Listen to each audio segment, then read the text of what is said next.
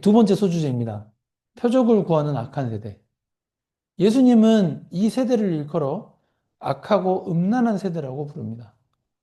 한번 12장 38절에 39절 마태복음 같이 읽어보겠습니다. 그때에 서기관과 바리새인 중 몇 사람이 말하되 선생님이여 우리에게 표적 보여주시기를 원하나이다. 예수께서 대답하여 이르시되 악하고 음란한 세대가 표적을 구하나 선지자 요나의 표적밖에는 볼 표적이 없느니라.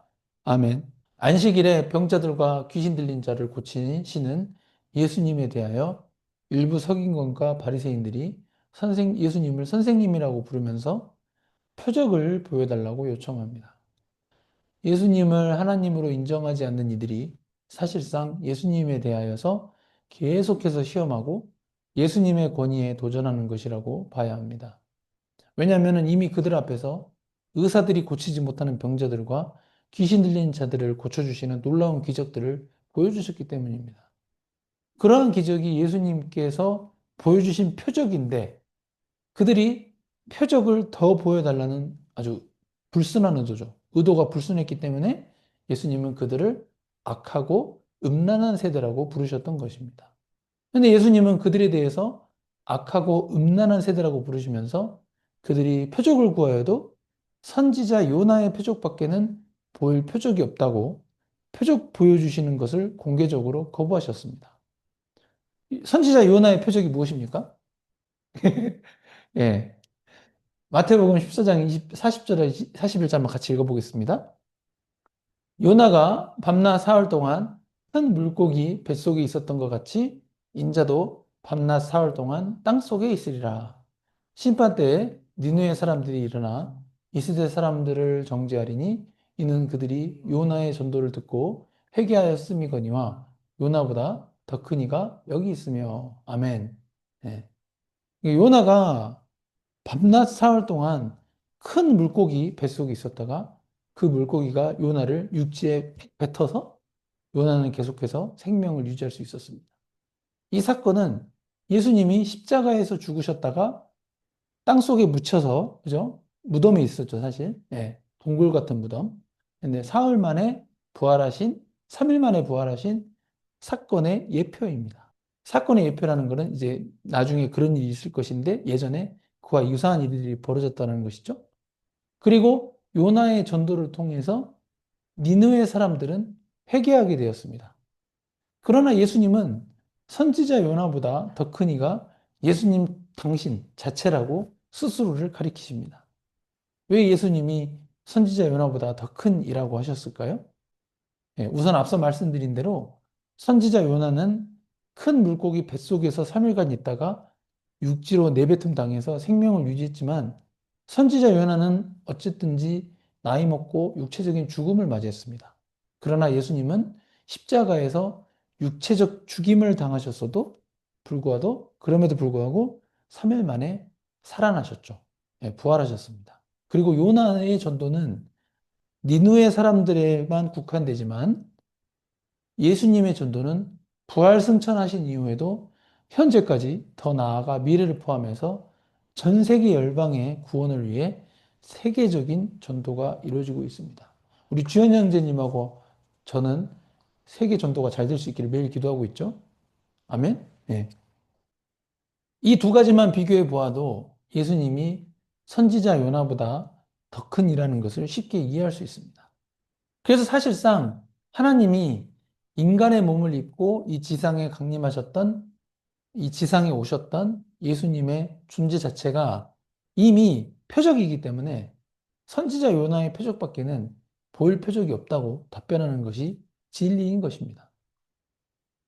당신 자신이, 그러니까 예수 그리스도 자체가 표적 그 자체인데 더 이상 어떤 표적을 더 보여주실 수 있겠습니까? 창조주 하나님이 피조물과 같은 인간의 몸을 입고 나타난 것 자체가 이 세상의 그 어떤 표적보다도 더 큰 표적이지 않겠습니까? 예수님은 스스로에 대해서 솔로몬보다도 더 큰 이라고 부연 설명하십니다. 한번 같이 읽겠습니다. 시작. 심판 때에 남방 여인이 일어나 이 세대 사람을 정죄하리니 이는 그가 솔로몬의 지혜로운 말을 들으려고 땅 끝에서 왔음이거니와 솔로몬보다 더 큰 이가 여기 있느니라. 아멘. 마태복음 12장 41절과 42절에서 공통적으로 나오는 단어들 중에 흥미로운 단어는 심판대라는 표현입니다. 심판대. 이 심판대는 어떤 시기를 말씀하시는 것일까요? 여기서 말하는 심판은 성부 하나님만 아시는 백보자 심판의 때라고 해석하는 것이 보수적입니다. 그러니까 남방 여왕은 솔로몬 왕을 만나러 왔던 스바의 여왕을 말합니다. 결국 이 구절을 통해 스바 여왕은 현재 천국에서 예수님과 함께 있다는 것을 우리가 추론할 수 있습니다. 그리고 백보자 심판, 다시 말해서 하나님께서 행하실 최후의 심판 때에 남방 여왕인 스바 여왕이 악하고 음란한 세대를 정죄할 것이라고 예수님이 말씀하시면서 지혜를 듣기 위해 솔로몬을 찾으러 왔을 정도로 권위가 있었던 솔로몬보다도 더 큰 이가 바로 예수 그리스도라는 것을 말씀하셨던 것입니다. 선지자 니느웨나 이 솔로몬보다도 더 큰 일을 못 알아보는, 그러니까 알아보지 못하는 악한 세대의 특징에 대해서 예수님은 다음과 같이 설명하십니다. 한번 같이 읽어보겠습니다. 더러운 귀신이 사람에게서 나갔을 때 물 없는 곳으로 다니며 쉬기를 구하되 쉴 곳을 얻지 못하고 이에 이르되 내가 나온 내 집으로 돌아가리라 하고 와보니 그 집이 비고 청소되고 수리되었거늘 이에 가서 저보다 더 악한 귀신 일곱을 데리고 들어가서 거하니 그 사람의 나중 형편이 전보다 더욱 심하게 되느니라. 이 악한 세대가 또한 이렇게 되리라. 아멘. 예, 더러운 귀신 하나가 특정 사람 안에 들어갔다가 쫓겨났어요. 그러면 귀신이 없어진 거죠. 그죠? 근데 분명 귀신이 들리지 않는 사람이 되었는데 이 같은 사람을 대상으로 귀신이 다시 들어갈 때는 그 귀신 혼자 들어가는 것이 아니라 쫓겨났던 그 귀신이 다른 귀신 일곱 마리를 데리고 가가지고 들어갔다고 말했습니다. 예, 참 엄청나죠. 처음에는 귀신 하나였는데 쫓겨났다가 그 다음에 결국 1 플러스 7이니까 8이잖아요. 귀신 8이, 아이고, 비읍인데 오늘 실수가 많네. 예. 귀신 8이 다시 같은 사람 안으로 들어가게 되니까 그 사람은 최초 상태보다 8배나 많은 귀신이 들어와서 귀신들에게 영이 장악된 처참한 상황에 놓이게 된 것을 예시로 말씀하십니다. 처음 형편보다 나중 형편이 더 악화되었음을 쉽게 설명하셨는데 안타깝게도 이 악한 세대가 바로 그와 같다는 것입니다.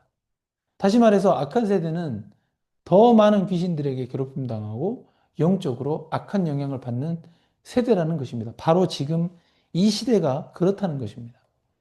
디모데후서 3장 13절 한번 같이 읽겠습니다. 악한 사람들과 속이는 자들은 더욱 악하여져서 속이기도 하고 속기도 하나니. 결국 예수님을 하나님으로 인정하지 않는 악한 세대는 그들 안에 하나님이 없기 때문에 더욱더 더 많은 귀신들과 이 마귀 사탄의 영향력 아래 거하게 되어서 더욱 악하고 영적으로 더욱 심하게 나쁜 형편이 된다는 것을 깨닫게 됩니다. 우리는 이러한 말씀들을 읽을 때 이 시대에 정말 예수 그리스도를 믿어야만 귀신들로부터 지배당하지 않는 복된 인생을 살 수 있음을 하나님께 진심으로 감사해야 하겠습니다. 아멘.